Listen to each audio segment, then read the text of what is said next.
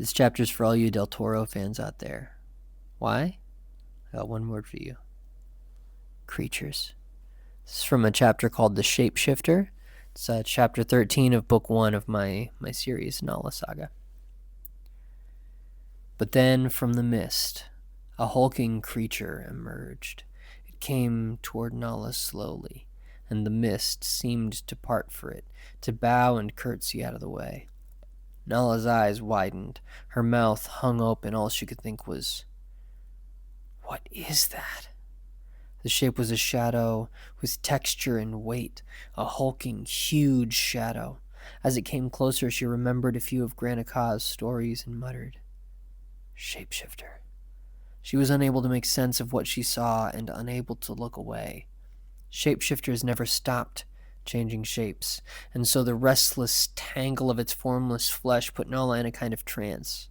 It roiled in counterpoint to the swirling mist that made way for it. The shadow pulsed and writhed, convulsing like a swirling void with its own heartbeat.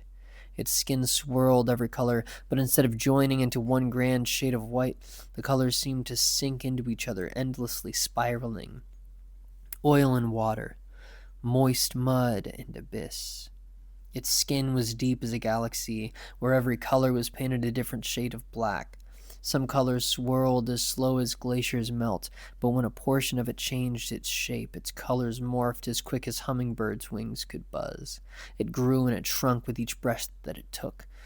Its eyes were like two golden, glowing moons.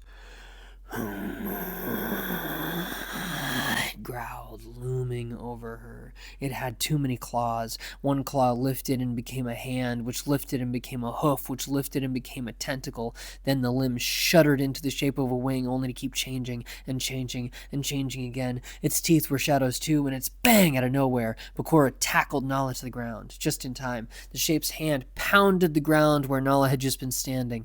It struck with a thump so forcefully that its own flesh shattered apart, splattering shadows, something like blood everywhere.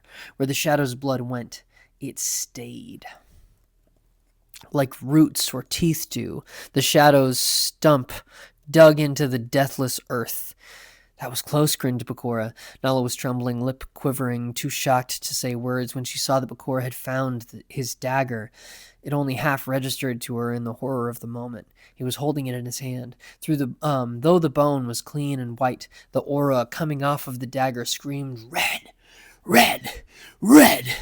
The shadow creature bellowed, its strange voice shaking Nala to her very spine. It swiped at them. Again, it was Bakura that saved Nala. Putting his body in front of hers, he held out the dagger to block the limb from slashing at him. Ridiculous as it looked, it worked. Ridiculous as it looked, it worked. When the shadow made contact with the little dagger, its flesh split apart, and it bled. The thing growled, and its growl was terrible and low. Just like its skin, the shadow animal's voice was in an unceasing state of the wildest kind of change. With its still bleeding arm, the monster swung again at Bakura. This time it hit, and it hit him so hard, Bakura's feet came up off the ground, and he flew 3 strides away. One of the creature's arms was still rooted, but Nala was rooted in fear and did nothing. It yanked hard, but nothing happened, like an axe stuck in a stump. "Do something," Nala told herself. It yanked again, and the dirt around its roots cracked. Anything. The third time it yanked, the shapeshifter's limb came free. Its still gripping tendrils pulled the long dead soil up with it before finally changing into the shape of a clenching something else. Nala screamed and lifted the harpoon and stabbed the shapeshifter. Because she caught it by surprise, the creature didn't even try to dodge her. Rather, it looked at her with those huge moon eyes, full of something like pity. The harpoon's hooks went deep into it. The thing groaned, but it did not bleed, as it had at the slice of the bone dagger. It looked at her, and it almost looked sad. Nala tried and tried to yank her harpoon out of it. The shadow's shape began to drink the spear into itself. It happened slow. Nala pulled and strained and gritted her teeth. "Let go!" cried Bakura, getting to his feet. "Let go, Nala!" Nala did as she was told and staggered away backward to where she thought Bakura was.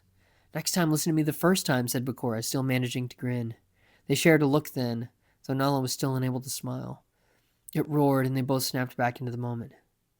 "Is it me?" Bakura said from behind her. "Or did that thing just grow?"